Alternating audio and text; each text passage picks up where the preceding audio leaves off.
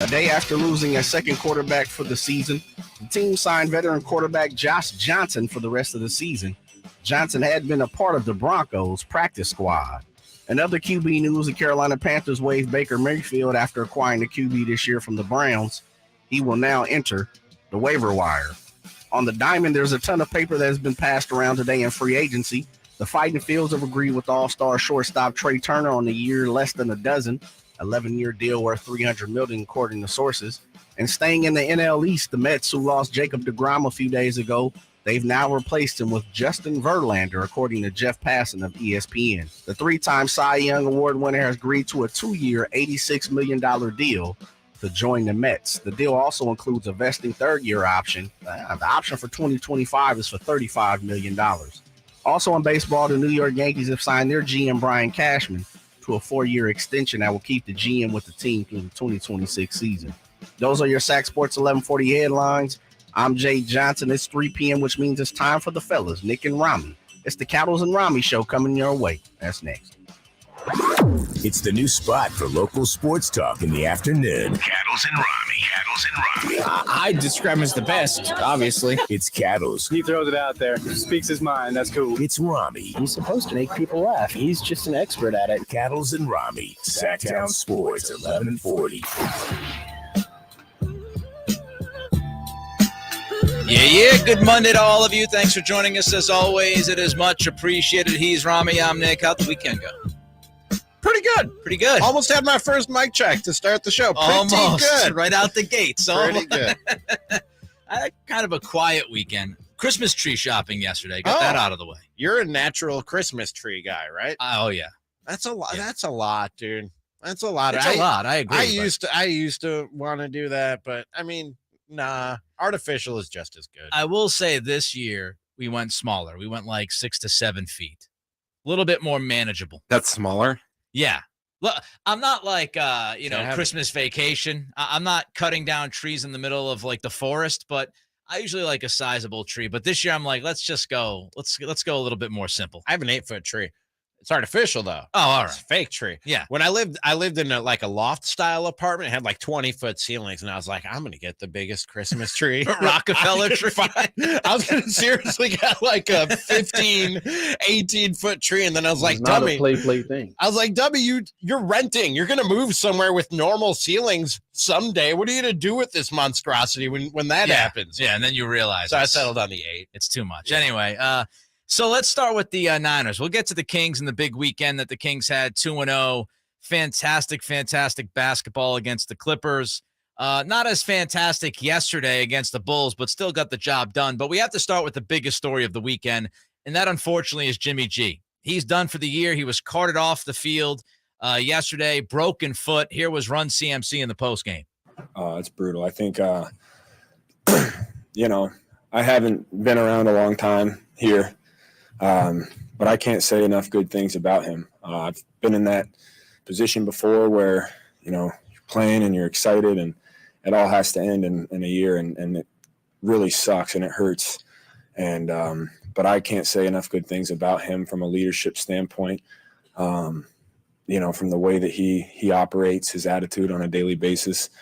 And so I'm praying for him, and we all are going to have his back. But, and I know guys like Brock and that whole quarterback room are, you see a guy like Brock come in there and do well like that. It's because of Jimmy. It's because learning from a guy like Jimmy, learning from, Greasy and Kyle and all these guys. So, but yeah, heartbreaking.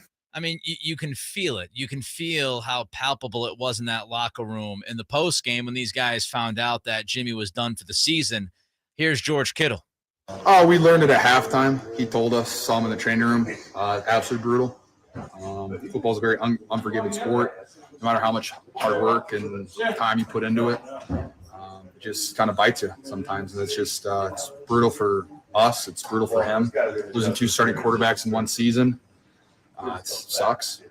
But I think this is a resilient team with a lot of really good players and a really talented defense and talented offense. And hopefully we can rally around Brock and just continue to get dubs. Kind of interesting they found out at halftime, Ramie. I don't know if I would have held that in the back pocket till the game was over. Yeah, I'm a guy who I haven't told you this yet, Nick. Uh-oh. And I probably should. But Oh, boy. I've told every boss and every coworker I've ever had, I'm like, hey, man, if you have like a heavy conversation you need to have with me or you have bad news for me, save it till 6 o'clock. Yes. Like, don't spring that on me at 2:30. Yeah. You know what I mean? So I agree. I would have kept that quiet. Like, I mean, if there's a death in the family, I don't remember who it was, but a few years ago, somebody's like father died mid-game and they didn't tell him till after the game. I was like, that's a bit much. That's cold-hearted. Yeah. But yeah, I would have kept that under wraps for a while. So let's hear from the head coach. Here was Kyle Shanahan's reaction. I mean, just hearing it was pretty crushing. I mean, we know what Jimmy's been through, how hard he's worked at this. You know, I got that news a little in the second quarter, so it was a little different for me, even just how happy we were with that game. That was a really cool game just as a team and all the stuff that went on throughout the game and just be able to overcome some things. And it was such a special win, but definite mixed emotions hearing about Jimmy. I told the guys right after the game, and so I know that gave them some mixed emotions fast too. So Shanahan says he told the guys after the game. Kittle says they found out during halftime. Okay. I mean, maybe Kyle Shanahan and his coaching staff didn't officially deliver the message till after the game, but it obviously got to them at halftime. From what I understand, Kittle saw him in the training room. Oh, okay. And that's how he found out. So Kittle found out. So it wasn't an us situation. It was a me situation with Kittle. He saw him in the training room, and then the entire team was told after the game. So there you have it. Little confusing message there from each guy that we heard from. And, of course, look, it's terrible for Jimmy G. Everybody knows that. It's horrible luck for the 49ers losing not one but two quarterbacks this year. But the ultimate question is, Ramie, does this end their title hopes? Is this it? In all likelihood, yes. I mean, if you think about this, Nick, if the 49ers went on to win the Super Bowl, it would be literally the greatest backup quarterback story in NFL history. Like, you have Kurt Warner right now, and you have like Jeff Hostetler. This guy to start camp was the fourth quarterback on the roster. Right. He's the third stringer now. He was the fourth quarterback on the roster basically to start camp. I know Jimmy wasn't in camp, but I think we all knew if you were to make a depth chart with the guys who were under contract for the San Francisco 49ers, he was number 4 in line. Yep. Behind Lance, Sudfeld, Jimmy G, and man, I know we all love an underdog story. People love Taylor Heineke. I was watching the Jets yesterday, and Charles Davis couldn't stop gushing over Mike White. Like, we all love a guy who doesn't look like or have all the abilities of a prototypical quarterback, didn't have the road to being a quarterback that you usually will have. But the reality is, like, when you start a camp as the fourth quarterback, there's good reason why you start a camp as a fourth quarterback. And that means his abilities are limited. And so it's going to take a remarkable performance from the defense and for some guys on that offense to really carry the load and take it off of him for them to make a deep run or win a Super Bowl. I'll put it this way. If Brock Purdy. Yeah, there we go. If Brock Purdy takes this team to the Super Bowl, it would be one of the greatest sports stories ever. And so when you put it in those terms, it tells you how unlikely it is a scenario. He's Mr. Irrelevant. Yes. Like, he's the last pick in the draft. Immediately. Which is a mean moniker, by the way. It is. I didn't create it. No. We just keep talking about it every year. The poor dude that gets drafted last. But like, when you think of it in those terms, like, if they just got to the Super Bowl with Purdy, it would be a movie immediately. Like, this would be a movie immediately in Hollywood. So I find it very, very, very unlikely. And the other part of this is, it's not like their run game has been great. It's like if you had an offense that was absolutely demolishing front sevens and you felt like, hey, we can run the ball still 150, 200 yards a week, then you might feel like you have a slightly better shot. But we've talked about it, Ramie, the past couple of weeks. This run game has not been great.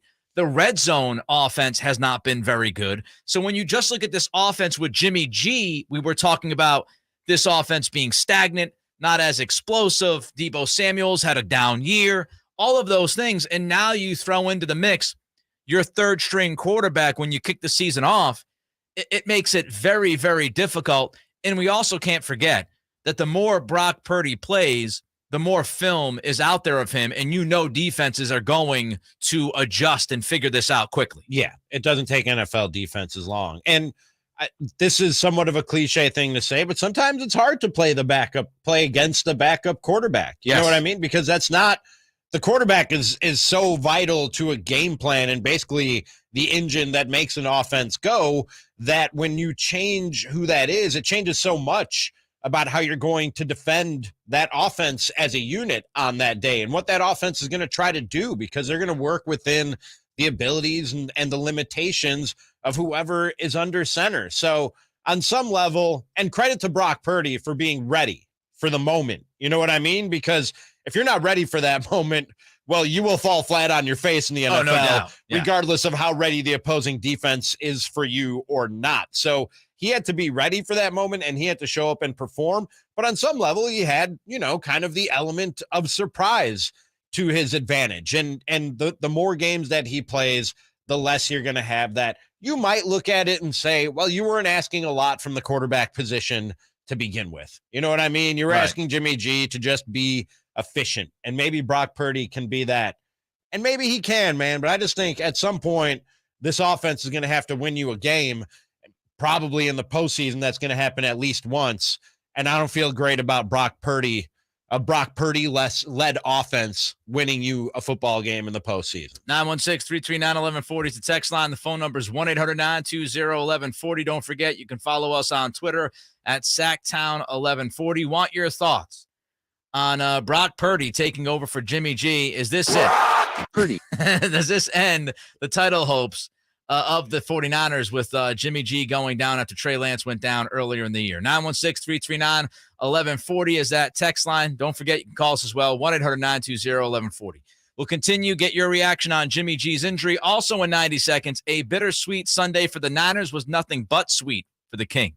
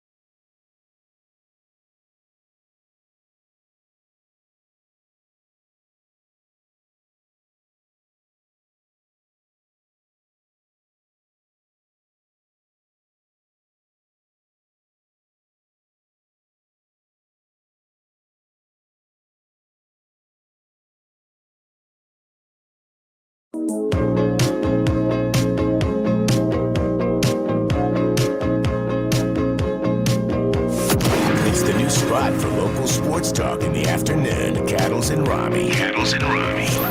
Sactown Sports 1140.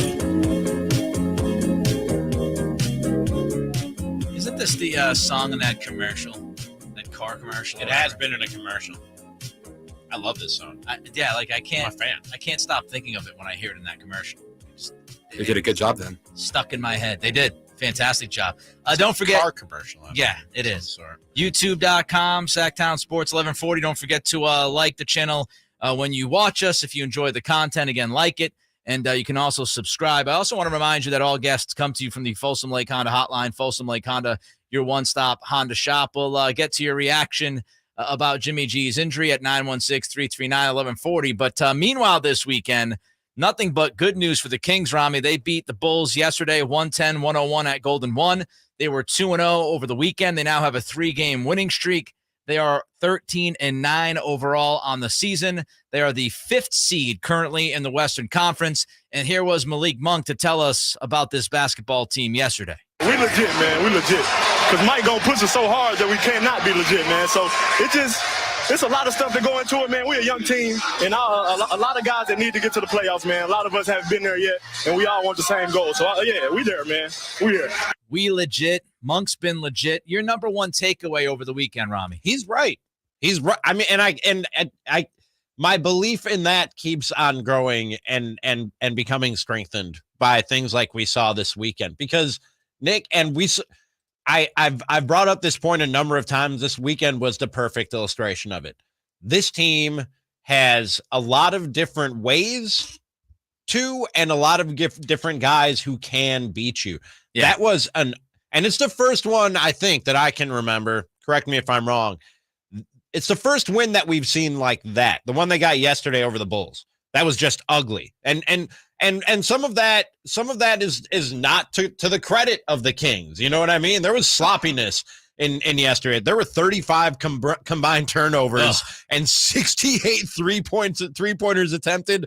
Only 22 made in that game yesterday. I think 10 of 11 of the first shots, 10 of the 11 first shots taken by the Kings were threes yesterday. It was madness. They just kept hoisting. But they won an ugly game, and they did it by holding the Bulls to 44% shooting in the fourth. That's the lowest they've held an opponent to in the fourth quarter this year. They won an ugly sort of knockdown, drag out game, and one that the Bulls kind of they made a little push there in the fourth quarter, and the Kings put an end to it and put an end to any hopes that the Bulls had of winning that game. That's what continues to impress me about this team is the versatility and the multitude of ways that they can beat you. Yeah, defensively won that game yesterday for them. I mean, look, yesterday you walk in. If I told you that the Kings were going to shoot 30% from three-point land, that Fox and Domas were going to score a combined 27 points, and that they were going to turn the basketball over 18 times, there's no way on the second game of a back-to-back you would imagine they would win that game. And that's precisely what they did. Shooting 30% from three, Fox and Domas combined for less than 30 points. They had 18 turnovers. They still won the game. And it was because of great defense in long stretches and overall really good defense. KZ Okpala, shout out to him. He was tremendous against DeMar DeRozan in that first half. He did not give DeMar any space whatsoever. And I talked about it last week, Ramie, while you were out. You know, if you look at the 5-game sample sizes, right, if you go 5 games, and you go through the first 20, what you saw was progress defensively. Defensive rating continued to improve with every 5 games that you went through. And today, right now, as we talk on this show, this defense is 16th in the NBA in defensive rating. That happened fast. Yes. I mean, 16th. You go back 2 weeks ago, they were 25th, 26th. They have made a significant jump in the last couple of weeks. And if you look last year, they were 27th in defensive rating with a rating of 114.8. This year, they're at 112. And Will Zimmerly tweeted about this yesterday. The defensive rating against the Bulls yesterday was under 100, 98.1, which is just nuts. It's their third game in a row with a defensive rating of 100 or less. And over the last 7 games, if you take them over the last 7 games defensively, their defensive rating is 106.1, which would be the best mark in the NBA. It's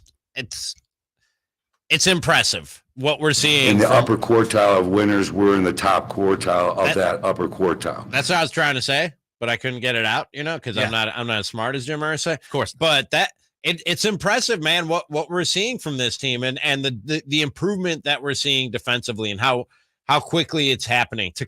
They climbed those ranks pretty quick. And hey, that means that they could fall down the ladder just as quickly with a few bad games. You know what I mean? But I think that we're seeing some real signs, and the more that we see, the larger the sample size gets and the more ways that we see them beat teams and we see the defense get better, the more that you have to say what Malik Monk said right there in that clip that we heard. They are legit. I think they're legit, man. Yeah, and it really begins with De'Aaron Fox, who has been better defensively. I would not say he's been great defensively, but he's been good to pretty darn good for most of this season. I don't know how many blocks he's had the last couple of games. It seems like he's racking up the blocks on three-point attempts and jump shots, but he's been good, and here was Mike Brown talking about just that.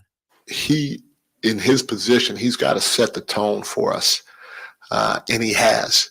And he set the tone yesterday. He set the tone today. And in my personal opinion, I think that's what helped us throughout the course of the game on the defense end of the floor. And if we can get that from him night in and night out, his scoring is going to be there. He can score in so many different ways. Just staying consistent on the defensive end of the floor, being a presence, is what we need from him more than anything else. You know, this is what we expected from Mike Brown. He's a defensive coach, defensive mind. And we said it might take time. It's starting to really come together for them on that end of the floor, which makes them incredibly dangerous because of their offensive ceiling. The other part of the weekend that jumped out at me was Keegan Murray. And I've talked about Keegan struggling. You know, I called him out last week. He had a long stretch of games where he just wasn't doing enough. And I thought this weekend was the best 2 games we've seen him play back-to-back and maybe since the beginning of the season. He averaged 17 points a game over the weekend. He shot 54.5% from the floor. He shot 46% from 3. He looked much more comfortable yesterday from three-point land. But aside from the counting stats and his shooting, Ramie, what stood out to me about Keegan over the weekend was his activity level. He was much more active on the glass. He was much more active, especially on Saturday. He was attacking the glass and grabbing rebounds. Defensively, it looked like he had his head on a swivel and for the most part knew exactly what was happening, where he needed to be and what he needed to do. And he was cutting to the basket. I love to see Keegan Murray cutting to the basket, getting the ball and going up to the rim and attempting free throws. He had 5 free throws on Saturday. Now, that might not sound like a lot, but frankly, it's his season high. He had 5 free throws against the Clippers. Now, I don't think he had any yesterday, but he was still cutting. He was still trying to attack. And I think if he continues to do that and he keeps his activity level up, we will see a much better Keegan Murray than we've seen the last month. I'm glad you brought those 2 guys up back to back, Fox and Murray, because as fans, we get wrapped up in excitement, especially when a season gets started the way that this season has gotten started. And that can do 2 things. You can let your optimism and your excitement get the best of you and get away from you, or when you see things that aren't going so well, or maybe a couple games in a row that don't go well, panic can set in. Right. You know what I mean? You go, yep. Oh man, it was so good, and now this is it. This is where it all falls apart, especially when you have the history that the Kings have. We need to remind ourselves as the season goes on. First of all, De'Aaron Fox was probably never going to be the MVP of the NBA. You know what I mean? Like we should probably remember that, and we should have remembered at the time that there was some regression that was bound to happen. You know what I mean? And again, I know he's been dinged up. I know he was sick, and that probably accounts for some of the struggles recently when it comes to scoring, but also some of this was just bound to happen. Yeah. You know what I mean? We should have known it was going to come. And when Keegan Murray gets off to a slow start or has a slow stretch, we got to remember this guy is a rookie, and there are going to be struggles and there are going to be up and downs. That progress isn't linear when you're talking about any rookie or any young developing player in any sport. So I think the arrow pointing up now for Keegan Murray and the arrow pointing down for De'Aaron Fox, for whatever conversations and panic we might have or excitement we might have when talking about those guys, this is all par for the course. And the fact that they keep finding ways to win games is what tells me this is a really good basketball team. He's Ramie. I'm Nick. It's Cattles and Ramie. YouTube.com, Sactown Sports 1140. Check out the channel and like it to help us out. Again, it's YouTube.com, Sactown Sports 1140. The Josh McDaniels Revenge Tour it continues. We'll talk about it next. Cattles and Ramie. Sactown Sports 1140.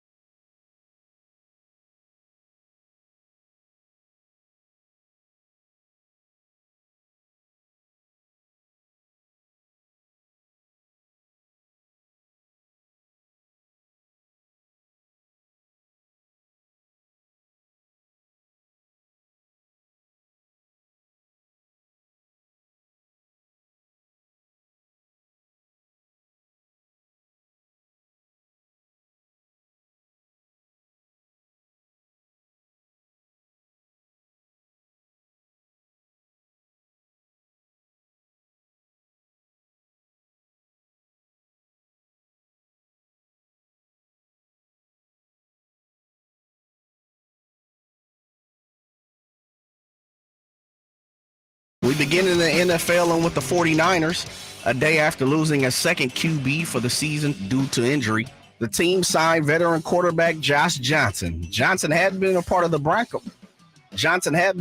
Broncos practice squad prior to signing with the 49ers. This will be Johnson's fourth stint with the team. In other QB news, the Carolina Panthers, they waived Baker Mayfield after acquiring him this year from the Browns. He'll now enter the waiver wire. In college, with the transfer portal officially opening and the season being over, there was a ton of guys announcing they will be moving on to greener pasture today. Oklahoma State Spencer Sanders, who has 1 year of eligibility, said he's leaving Stillwater. Pitt QB Keaton Slovis said he's out, while Boston College starter Phil Jerkovich said he will be the quarterback to replace Slovis as he's transferring to Pitt. You can add NC State quarterback Devin Leary and Clemson Tigers quarterback DJ Ugalele to the list that will be transferring. Those are your Sac Sports 1140 headlines. I'm Jay Johnson. More coming up with the Cattles and Ramie Show. That's now.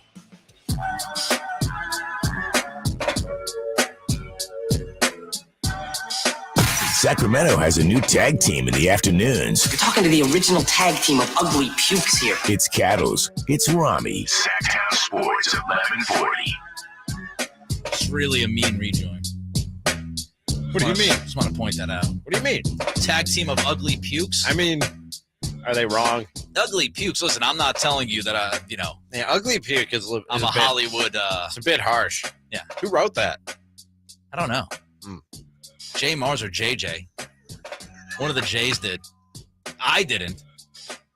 It is a bit hurtful when you think about the fact somebody looked at our pictures. They're like, well, what does this inspire me to write? Well, I actually... that's a couple of ugly pukes right there. I'm actually, hurt. I didn't think about it until you brought it up. Now I'm a little hurt. I wrote the rejoin, but the sound drop that is in it calling us ugly pukes is 100% J Mars. 100%. I just wrote about tag teams. Jay. Yeah. Go easy on us, Mars. Thought we were cool, bro. My word, man. My word. David Neal talking about the Kings. I wonder what kind of team this would be under Mark Jackson or any of the other candidates. I'm not wondering that at all. I've moved on, David. We all should move on. They chose Brown. Brown seems like he was the right choice. I thought it was a really good choice. Kenny Atkinson was at the top of my list, but he took his name off the list for the Kings. And then once that happened, I said, hey, I don't mind Mike Brown whatsoever. So, yeah, I'm not too worried about what this team would have looked like under the other guys. It could have been better, could have been a lot worse, could have been the same. I have no idea. I just know what this team looks like under Mike Brown. And that right now is the 5th seed in the Western Conference and 13-9 on the season, getting ready for a very, very tough 6-game road trip. I had a feeling he was the right man for the job, and I only believe that much more today, that he was the right man for this job. Moving on back to the football field. We got a short show today, so we've got to hit a lot of things in a short amount of time. The Raiders won their 3rd in a row yesterday against the Chargers. What? Yeah, I know. It's very hard to believe after seeing this team fall to 2-7. But I know it's not the sexiest thing to talk about and break down, but honestly, the Raiders won this game because of the trenches. People might fall in love with Devontae Adams and Josh Jacobs. We'll get to those two guys in a little bit. But this started and ended at the line of scrimmage. And I thought the Vegas pass rush was unbelievable. They just brought in Jerry Tillery from the Chargers. He was released. That guy in the first quarter was just dominating the interior of that line and opening it up for Max Crosby and Chandler Jones. And shout out to Chandler Jones. Look, he's been invisible this year. He's been terrible for the most part. But yesterday, maybe this is him waking up from his coma. Dude. He was just tremendous. I had the Raiders. I have the 2 TVs set up in the living room. And so I had the Raiders on TV number 2, sound down.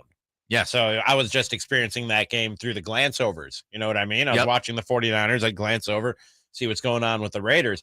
And it seemed like every time I glanced over, Chandler Jones was in the backfield for the Raiders or in the other team's backfield, I should say. And the numbers back that up. And when you look back at the tape and watch it a little more closely, it backs it. That looked like the guy who they brought over this offseason. And if he continues to look like the guy they brought over this offseason, Nick, I told people for a long, long time that the Raiders were dead and don't believe the hype.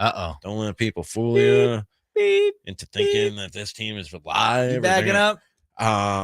They're alive, dude. They're alive. They're in it. They're alive. a game out of the playoff picture with that win yesterday. They're alive with the AFC. You've got the Patriots and Chargers at 6-6 now. The Raiders right behind them at 5-7. That defensive line, that pass rush, 5 sacks, 14 quarterback hits. Here was Chandler Jones in the postgame. The sky's the limit for our defense and our defensive line. And when you play this profession, you have to understand that the other team is a professional team too, and you never have a perfect game. So we're going to go and watch the film, see what we could have done better, and actually, highlight the things that we've done well, and hopefully we can capitalize and carry it over to the LA Rams. Now, again, Jones has been terrible this year up until yesterday. And so he was asked by the media if he ever got frustrated during the year. Here's Jones's response. Never frustrated. I knew that, God knew. I feel like God knew that I would go through a rough patch of, not getting any sacks. But I feel like he patted me with a couple just so I can, go through that rough patch. But hopefully we can just keep it going, honestly. I think we had a good game today. If we can stack good games like this, and hopefully we can keep it going. With all due respect to Chandler Jones, I don't think God is too worried about the amount of sacks he has this season. I think he would have much higher priorities on the list. Is he on God's fantasy football team? That's No, I didn't pick him up. Independent Defensive Player League? Is that what God's doing here? Maybe God has Chandler Jones as his IDP, and he does care, Nick. God, I take it back. Maybe you're speaking too soon. All right. He's like, listen, all right, we've got a lot of problems on Earth right now, but we have to address the Chandler Jones thing. I got to set my lineup. Also, I don't think he was 100% convinced that he was never frustrated. Yeah, I'm not buying that. On the other side, though, Cattles and Ramie, Sactown Sports, the offensive line for Vegas, and we talked about it at the beginning of the year, Ramie. This offensive line, there were it felt like 55 different combinations the first several weeks of the season. They're starting to figure it out and piece it together. I thought their pass pro was really good. Dave gave Derek Carr a ton of time. And again, Josh Jacobs, 8. I expected him to eat. I said that on Friday. Jacobs and Devontae Adams combined for 321 yards and 3 touchdowns in that game yesterday. Here was Carr on his wide receiver 1. No, that was not. That was not. Derek Carr was very excited, if you could tell by that explosion. Numbers don't matter until you win, and then it's exciting, Derek. And we know that. That's the NFL. But I think for us, we just try and keep the mindset that we'll never get to where we want to get to. And if we can keep that mindset and keep striving to get to where we want to get to, and just having that feeling of, man, we've never made it. I think we can get better as we continue. But he made some unbelievable plays today down the field for us. And that one-handed catch was one of the most ridiculous things I've ever seen in my life. Yeah, Devontae was great. But again, we kind of fall in love with the fantasy football players, Jacobses and the Adamses of the world. But you're talking trenches. You're talking the front 7 against the run. Austin Eckler had 10 carries for 35 yards. This team, 3-game winning streak now, 5-7. And as you said, Ramie, they have to start feeling good about themselves, and I'm sure they do, because now as you get closer to being in the hunt, so to speak, you look back at those games that you lost. They lost 3 games that they had 17-point lead or more. I mean, if you could have just won 2 of those 3, this season is, you're talking 7-5 in the playoffs right now, and making you and I, who had them winning 10 games, look like geniuses. But, they lost all 3 of those games, so now they're 5-7. They still might win 10 and it's games still a and steep make us climb. geniuses, though. Yes, absolutely. I mean, if they win 10 games after, the start they had, then we might have underrated them. Talk about a complete swing around. But, yeah, so you've got the Chargers, you've got the Patriots at 6-6.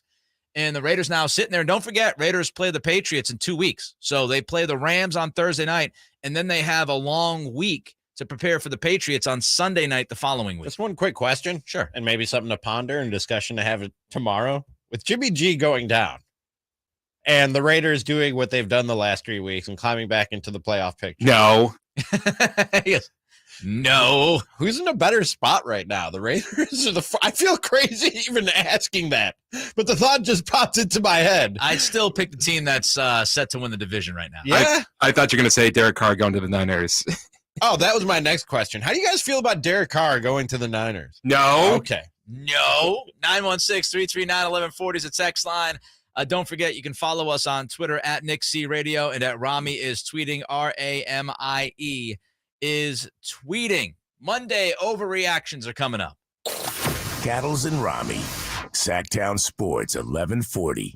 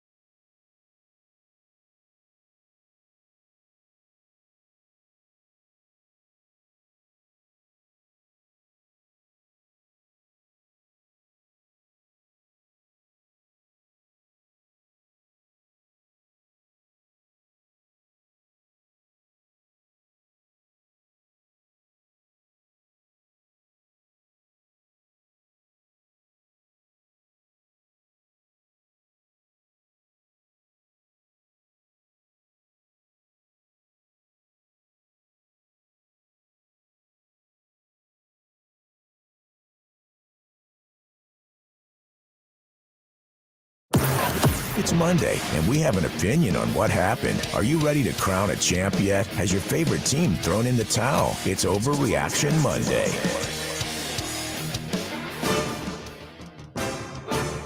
Time to go nuts. Time to overreact. We do this every Monday after a football Sunday. Last time I checked, today's Monday. All right, here's my first overreaction, okay? You ready? Mm-hmm. Brock Purdy will prove to be the man for the 49ers. will prove himself to be the man for the 49ers in 2023. He's winning the starting job next year. Wow. Because he's going to be so unbelievable. You already have him as the starter in 2023. Yes. Wow. Forget your Trey Lance. Forget your Jimmy Garoppolo. Forget your Tom Brady. Brock Purdy. Wow. All right. Yeah. I saw enough yesterday. Purdy. That's fair. You know what? On an overreaction Monday, that's fair. Thank you. You know what else is fair? What is? Joe Burrow is not only the greatest thrower of the football. You took another one of mine. Maybe the greatest quarterback. Possibly the greatest person to ever walk this earth. Joe Burrow. 25 of 31 yesterday, 286 yards, 2 touchdowns, and doing away with some guy named Mahomes. Who is that guy? Oh, Joe Burrow, baby. 80.6% completion percentage. Joe Burrow is him. That's who he is. Yes, he is. Burrow is him. Burrow is him. I think Patrick Mahomes have to go the way of Pedro Martinez in 2004. Just tip your cap and call him your daddy. It's over. He is your daddy, Patrick Mahomes. Joe Burrow is him, ladies and gentlemen. You took mine. Sorry. It's okay. JJ? I'm kind of going in the form of what you said, Nick. I'm saying the New York Jets. Oh, yeah. They have found their quarterback of the future. They will not be drafting a quarterback anytime soon. Mike White. He has done enough in this few games as the Jets starter. He's their guy.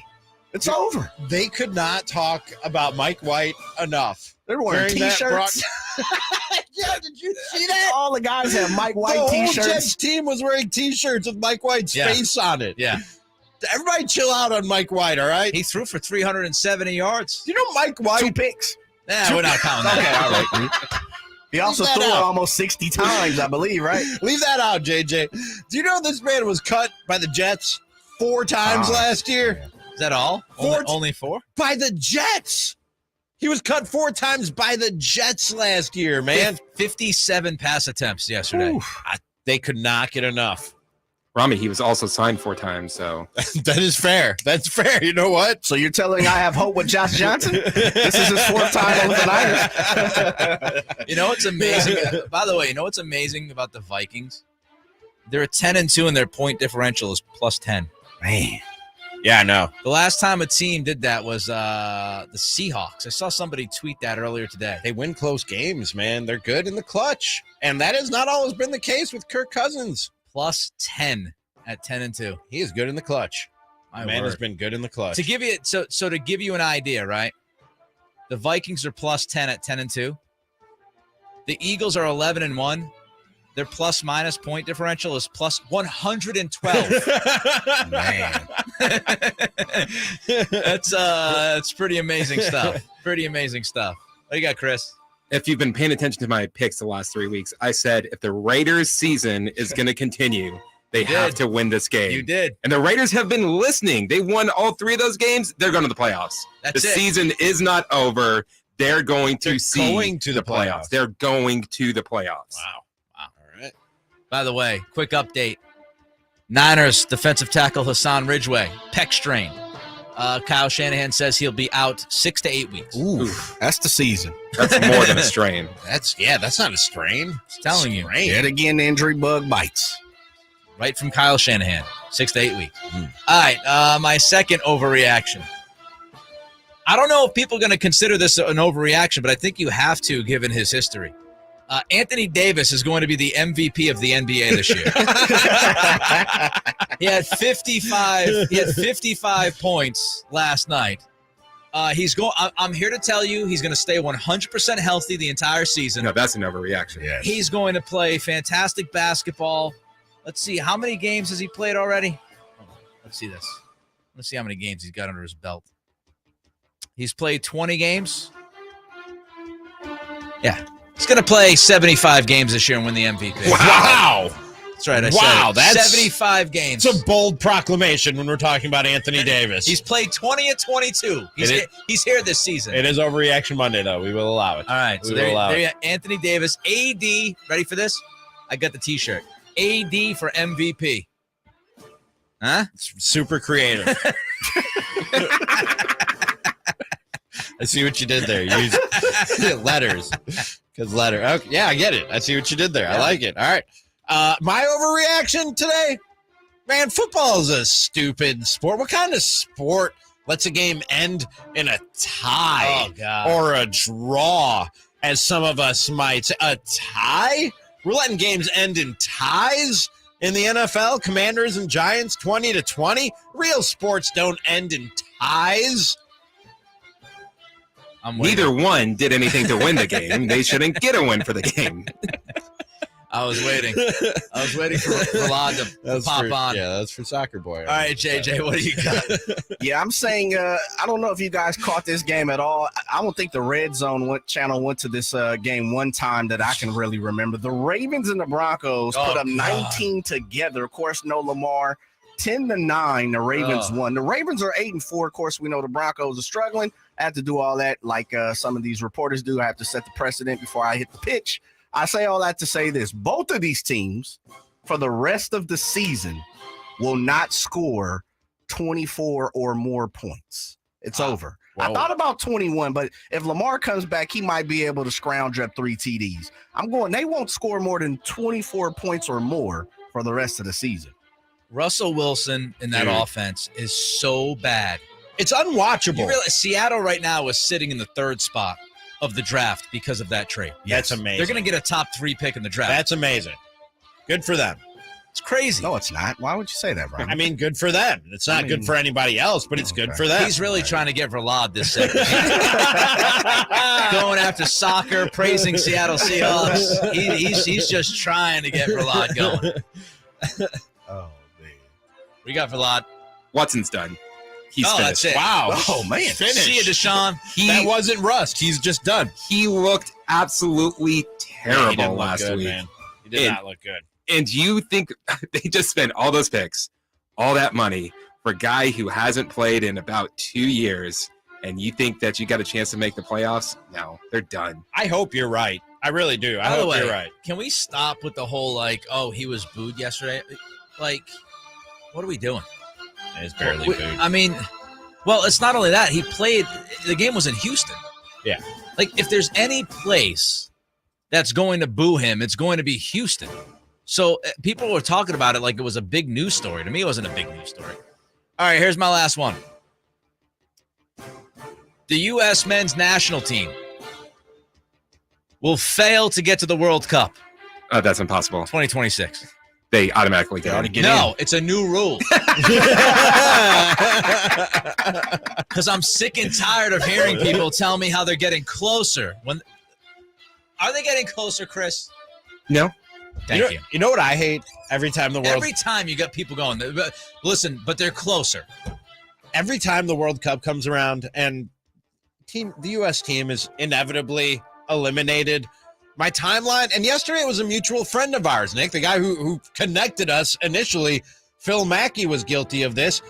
I see people on my Twitter timeline like, we need to put more of our best athletes in soccer. We got to stop letting this happen. We got to put more of our parents, put your kids in soccer and let's improve the talent pool for this sport. And no, man, no. Why are we sacrificing the best athletes that we have to offer to export them to some European sport where they can't use half their bodies and athleticism and what makes them entertaining? Thank you. He's really going after Chris. You. I could see Chris's bubble in the last 6 minutes. Keep them playing baseball and football and basketball. I'm that 50-cent gift right here. America, all right? That's what I'm about. Give me a running back, not a midfielder. Exactly. I want nobody on the pitch. I want them to pitch. Thank you, JJ. Exactly. What you got, JJ? Yeah, I'm going kind of same thing. I'm giving the Dion speech. There were over 250 transfers by 11:30 Eastern AM today in college football. Fellas, I get it. It's okay to change. No problem. I'm with you. If there's greener pasture on the other side, do so. But of the 250 plus guys transferring, 200 of the guys have already transferred. This is your second or third time, multiple transfers. Yeah, Slovis is transferring for like the second time. I think this is his fourth time. Yeah, he's just constantly transferring. Overreaction straight up. Just stay put. It's okay. Look, work through it sometime. It's all right. No problem. Some of these guys are going to run out of pastures looking for greener pastures. Yeah. I wasn't trying to be deep or philosophical there. I was just saying. We all talk to bed. Verlad, what do you got? Last one, quick. Squeeze it in. Quick. An American will win the World Cup next time. I wasn't planning on saying this, but the kid from Stockton, Alex Alcala, will take his team to a World Cup championship. Fortunately, he's going to be playing for Mexico, and Mexico is winning the World Cup. Well, there you go. Monday overreactions. Well done, everybody. The Niners have another QB1. Talk about that and more next. It's Cattles. It's Ramie. Sactown Sports, 1140.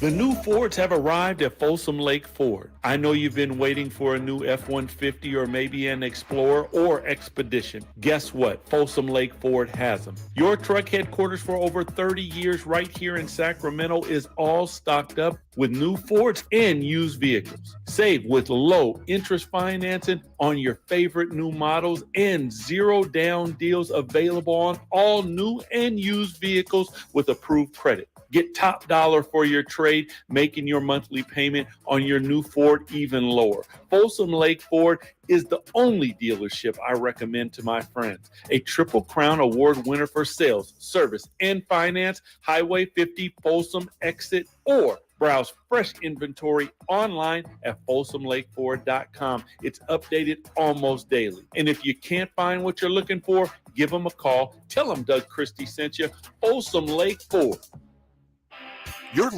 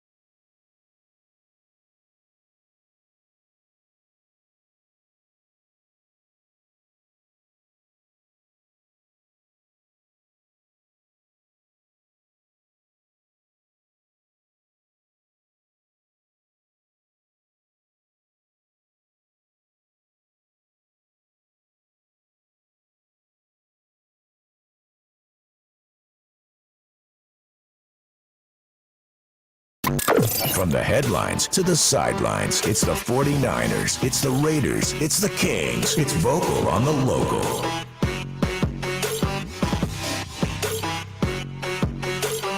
No headline for you, JJ. Shutting you down. Well, give us an update, JJ. What you got? Anything? Oh, I can't hear him. 49ers look like Baker Mayfield may be on the up and up. You guys can talk about that.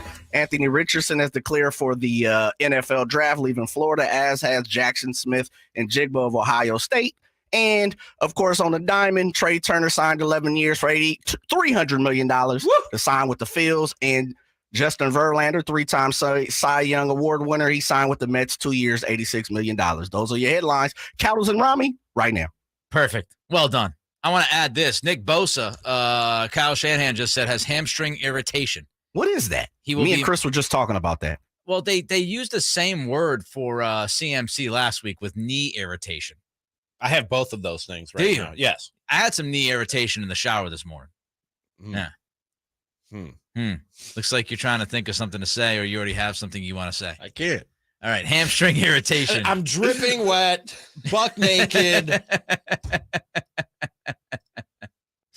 Anyway, so that's the update on Bosa. And meanwhile, there's also an update on Jimmy G. They're not sure if he has a Liz Frank injury. Shanahan told the media that they're looking at different opinions and speaking to doctors to try to figure out if he has a Liz Frank injury. In addition to the broken foot, or they're not sure if it's a broken foot and a Liz Frank injury? Not sure if it's a broken foot and a Liz Frank injury. All right. So speaking of that, Vocal on the Local, that's where we start with the Niners. Obviously, Brock Purdy is the story of the weekend. Brock Purdy. Yes, stepping in for Jimmy G yesterday after he was carted off to the locker room. And let's go back because, during the offseason, before things kicked off, there was a contingent of the media that were telling us that, hey, look, the Niners, they like themselves some Brock Purdy. That they're going to keep Brock Purdy. One of those people, one of those journalists was Mike Silver. I do like Brock Purdy more than anyone realizes. He was the last. Come on. Again, stop seeing Mr. Irrelevant. Just see. I see a guy that he's got no arm. He's got no arm. I don't know. He threaded that ball in the preseason games. He made some bad throws too, but he put a couple over linebackers between, two other DBs. He played a lot of football. So in a way, he's the anti-Trey Lance. He started for 4 years at a real program. Now, yes, that's our friend Stats Guerrera on the Niners Nation podcast with Silva before the season. Purdy came in, Ramie, and had some decent numbers, all things considered. 25 of 37, 210 yards, 2 touchdowns, 1 pick. The thing that stood out to me and should have stood out to everybody was the fact that Kyle Shanahan, we always talk about Shanahan playing it safe and being conservative. He was really conservative and safe with Purdy. According to Matt Mayoko, who pulled this from Pro Football Focus, Purdy's average depth of target was 5.4 yards. It was the lowest of any Niners quarterback who has played the majority of a game this season. So they kept it really safe for the young quarterback. And that's what they're going to have to continue to do. And look, Nick, we talked about it at the beginning of the show in terms of Super Bowl hopes, deep playoff hopes. Probably left the field on that cart with Jimmy G yesterday. You know what I mean?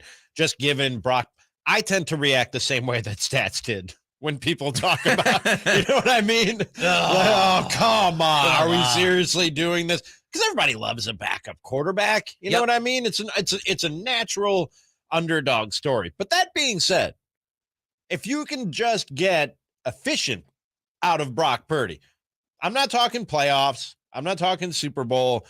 And you look at what's left on the schedule, you got the Buccaneers, beatable. Seahawks, beatable. Commanders, beatable. Raiders, beatable. Cardinals, you have 5 winnable games left on the schedule, even with Brock Purdy as your quarterback. If he just, who he is or who you need him to be, Jimmy G light. You don't lose us a game, which is basically what you asked Jimmy G to do. we're never or rarely ever going to ask you to go out there and win us a game. Right. Don't lose us a game. Right. Is what you're going to, is how you're going to operate with Brock Purdy, even to an even further degree than you were with Jimmy Garoppolo. You said 5.4 air yards per attempt. Is that what you just said? Yes. The average depth of target was 5.4 yards. That's very, very safe. And look, I thought it was smart by Shanahan. I thought Purdy played well enough. He played as well as you could ever expect a guy to play, given the circumstances. He converted a couple of series, which was nice. The end of the half touchdown drive, I thought, was actually pretty good from him. Here was Purdy in the postgame. I feel like there was a little, just like the whole butterfly feeling of, all right, man, like we're going in, let's do this. It wasn't like, I was out there like shaking and like, oh shoot, what do I do? What's my read? None of that, man. It's every single week I act like I'm the, starter. I got to prepare like I'm the starter. And, my name was called. Coach Greasy said, let's roll. And just went out there thinking, all right, what do I got to do on the first play? Like check can or not, so, but once I got hit, on I think it was a rollout, it felt good just to be like, all right, got some contact in and now I can roll and settle down a little bit. So, yeah. Cattles and Ramie, Sactown Sports. You know what also helps you is when Run CMC has the kind of impact he had yesterday on the game. He was, the perfect passing outlet. We've talked about that, not just the runner, but the guy who can really sneak out of the backfield and help you. Run CMC had 8 catches for 80 yards, and it wasn't just the 8 for 80. It was the impact of those catches, Ramie. 5 of those receptions resulted in a first down or a touchdown. He had a 3-yard scoring catch from Purdy in the second quarter. So, when you look at this and you try to figure out how the Niners are going to survive offensively, Run CMC is a big part of that, and his ability to catch and run after the catch. And again, the impact that he can have in the passing game, getting you first downs, moving the chains, and getting you touchdowns. And this is, the 49ers were always very much reliant on the yards after the catch, the yak. I think that's going to be even more the case with Brock Purdy, given everything we just talked about in the average length of his targets. And yesterday, now the numbers don't jump off the page at you, Nick, but we've been talking about Debo and when are we going to see that Debo again? Yeah. Yesterday looked like about as close to that version of Debo that we've seen in a long time. The guy who gets the ball in his hands and almost seeks out people to run over. You know what I mean? And is really, really hard to bring to the ground. You're going to need that. You're going to need CMC to be that outlet out of the backfield and to also be a guy who's really hard to bring to the ground. You're going to need George Kittle to step up and do some work over the short intermediate range of the middle of the field. You already needed your supporting cast to be very, very good around your quarterback and to do a lot of the work for them when they get the ball in their hands in terms of racking up the yards. You're going to need that even more now with Purdy. Yeah, let's not get it twisted. You're also going to need your defense, which has been tremendous, to be even better. I might be in the minority here. I did not think the defense was fantastic yesterday. I know numbers-wise it looks really good. I mean, look, you can say, hey, Miami was 0 for 7 on third down. 100% truth. They ran only 8 times for 33 yards. Mike McDaniel had no interest in running the football yesterday as a play caller. None, zero. Nick Bosa was tremendous. Crucial plays, crucial times, 3 sacks. The guy's a beast. He had 7 quarterback pressures. He accounted for half of the pressures on Tua Tagovailoa. But I actually thought yesterday it was more Tua not playing well at all than it was that defense playing great. I thought Tua was awful for most of yesterday. The only 2 the 2 huge plays, okay? The 2 touchdown passes, those 2 big plays, that's not because Tua played great. It's actually because the 2 safeties messed up. First of all, Gibson took a bad angle on the first touchdown, first play of the game. And then Hufanga ended up kind of jumping up and doubling somebody and letting Tyreek Hill go, deep against Ward. And Mooney Ward was playing with outside leverage, looking for safety help. And Hufanga did not help him. Hufanga jumped the crossing route in front of him, and you could see D'Amico Ryans talking to Hufanga after that play saying, yeah, you're not supposed to jump the crosser. So, Tua was inaccurate. He was rushing. Even when he did not have a pass rush, he was just completely airmailing guys. I thought he was awful yesterday. On Friday, we talked about, this is the first real test since this defense kind of fell flat on their face against the Kansas City Chiefs. And I think they gave up over 9 yards per play in that game against the Chiefs. But, I mean, we were looking at it, and this is that bubble I always talk about, getting caught in doing what we do for a living or being a fan. We were looking at it from the 49ers side. This was the greatest test and the first test in a while that Tua has had from a legit top shelf defense when you look at who he's faced as the season has gone on. And I'm not saying that, Tua is a fraud or what we've seen up until now has been fool's gold or anything like that, but you do gotta wonder on some level after you saw him face a top shelf defense for the first time, maybe all season, if that's what Tua looks like when the pressure is on. He was atrocious. 916-339-1140 is the text line. Phone number is 1-800-920-1140. Don't forget that all guests come to you from the Folsom Lake Honda Hotline. Folsom Lake Honda, your one-stop Honda shop. We go back to the Kings because there's plenty more to discuss about their weekend. We'll do that in 90 seconds.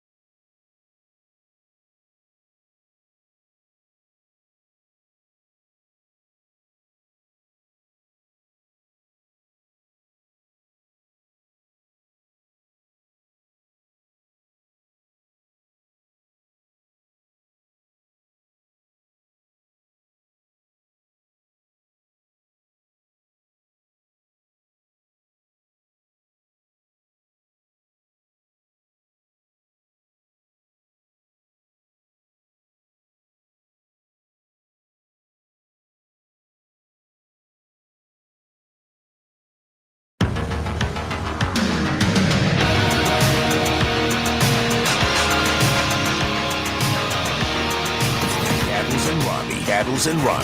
Sactown Sports 1140.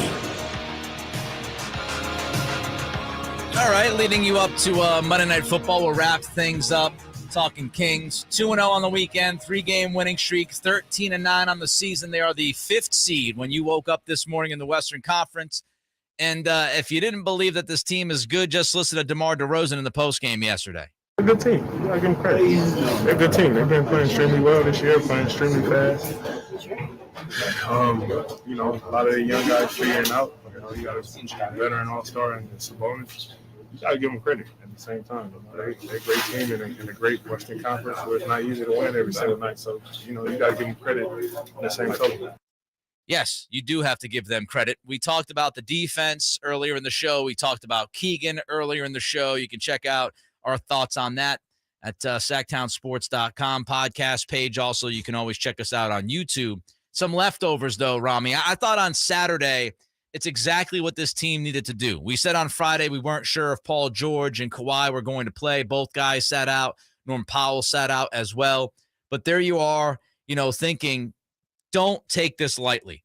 And they did not. They took care of business in L.A. on Saturday, exactly what they needed to do. And in prior years, Ramie, you would have seen a letdown. You would have seen that maybe be nip and tuck on Saturday. You would have seen the Clippers somehow, some way, kind of scratch and claw and make it a close game all the way up until the end. But no, I mean, the Kings took care of business on Saturday, and they came out with a great first quarter. They came out with a very good first half. They sealed the deal in the second half, precisely what you wanted to see in that kind of game. That is a step up in maturing and making sure that you are taking care of business and beating teams that you should beat. Didn't play with their food. No. And early in the season, I don't remember who it was. I was doing a recap show. And they made the win harder than it needed to be. I forget who the team was. And I said that on the recap show. I went over the good things too. I'm sure it was a night De'Aaron Fox had a great night because it was early in the season and he was doing that every night. But I said, I'm trying to set a high bar for this team in terms of my expectations. And good teams don't mess around with bad teams. Was it the Lakers? I was thinking it was the Lakers. It might have been the Lakers. Yeah. And people were like, you're being spoiled. We're not there yet.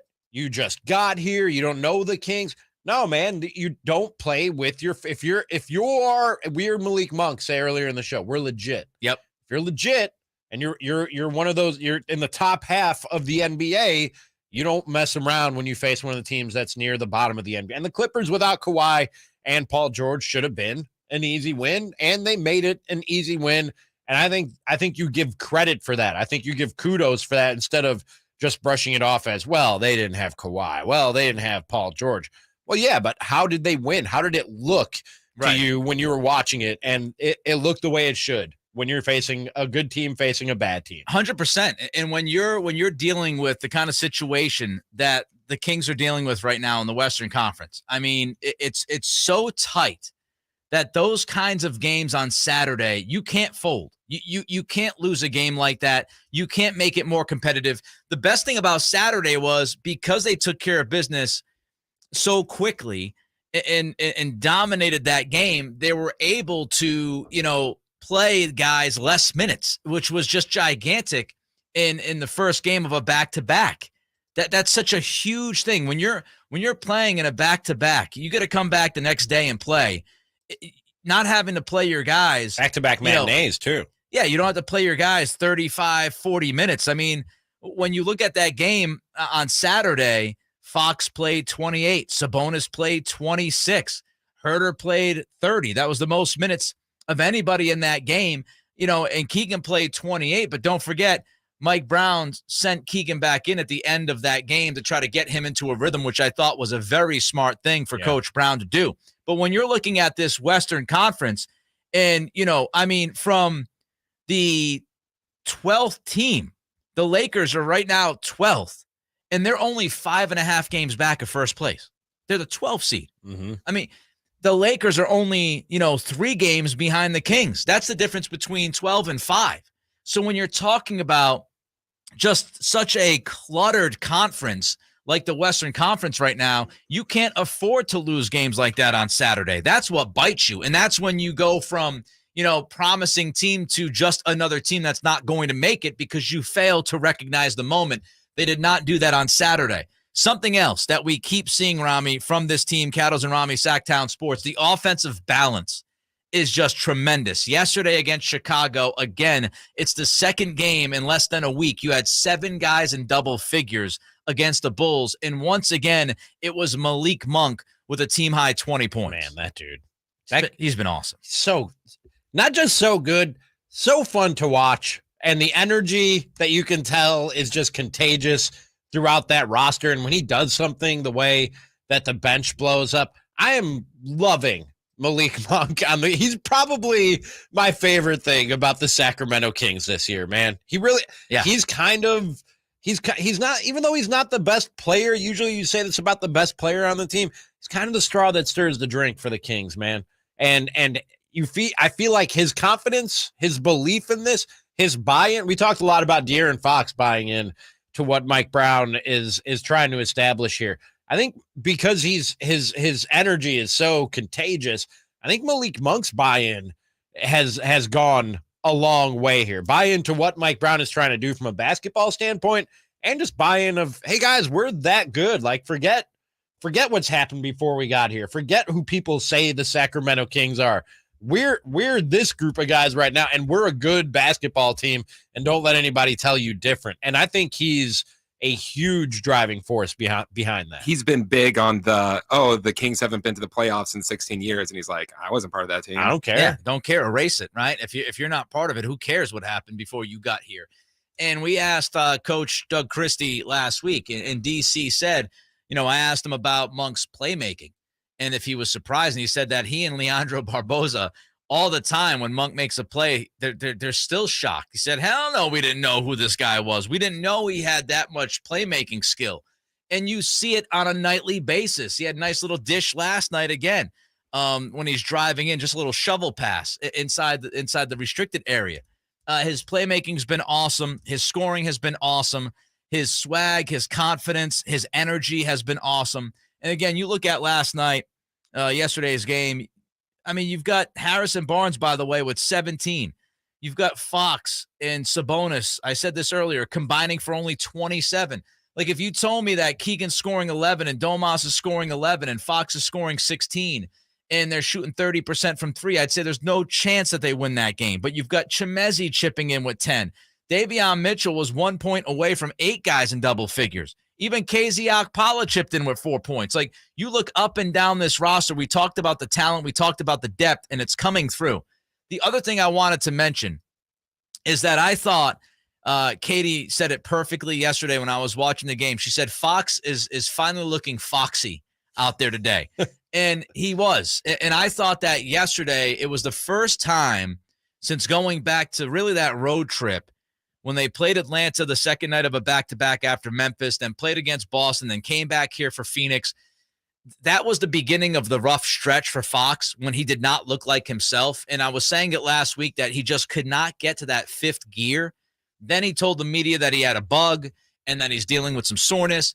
I thought yesterday, Ramie, right out of the gates, I thought it was the first time in more than a week that we saw De'Aaron Fox look closer to who he is. And I'm not even paying attention to the stats. I'm just saying the way he looked. He looked quicker. He looked like he had more explosion, and he looked like he had more energy. For sure. I noticed the same thing. And like you said, Katie noticed the same thing when watching the game. And you're going to need that. Look, I keep talking about the versatility that this team has and the number of ways and number of guys that they have that can beat you. But ultimately, he's your number one dude. You know what I mean? It might be more of a cast and a team effort than you have with a lot of teams that have that bona fide superstar type of player. But at the end of the day, that's the guy who's he's gonna have to lead you. You know what I mean? Yep. And so you're gonna need him. And again, I said this in the first hour. I'll remind people again, don't expect the guy who is the MVP of the league for the first 16 games or so. Don't expect that guy to show up again necessarily for long stretches, but he'll bounce back and he'll be better than what we've seen of late from D Fox. And I think you're right. We started to see that last night. And the exciting thing is this team can still improve. Yep. Like, you feel like this team can still get better. Like yesterday, you had 18 turnovers. They still have turnover issues. They start taking care of the ball better. That offense is going to be even more improved. I thought they took too many threes yesterday, not the number of threes, but the kinds of threes. Some of them were rushed. Sometimes they kind of, start going downhill with those threes and they start taking those quick jacks, and their transition defense can still get better. All three of those things I just mentioned are fixable. Turnovers, bad threes, shot selection, transition defense.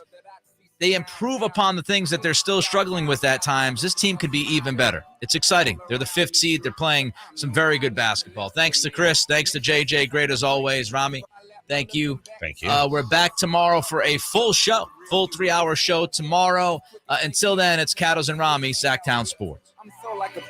I'm glad it's nice. Light from the sun would not burn me on my bum when I shoot the moon. High jump the broom like a preemie out the womb. My partner yelling too soon.